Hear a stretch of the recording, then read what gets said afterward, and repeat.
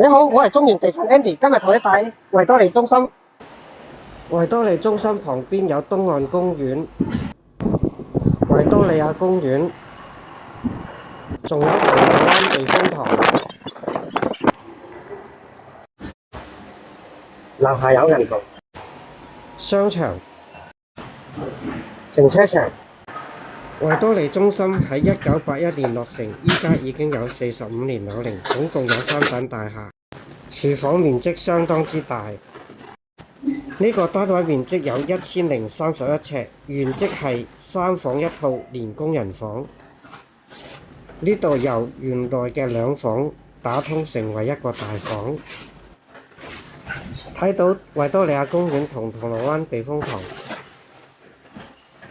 走廊呢度可以放餐台，而呢一個係大客廳，沿海雙輝，景觀相當壯闊。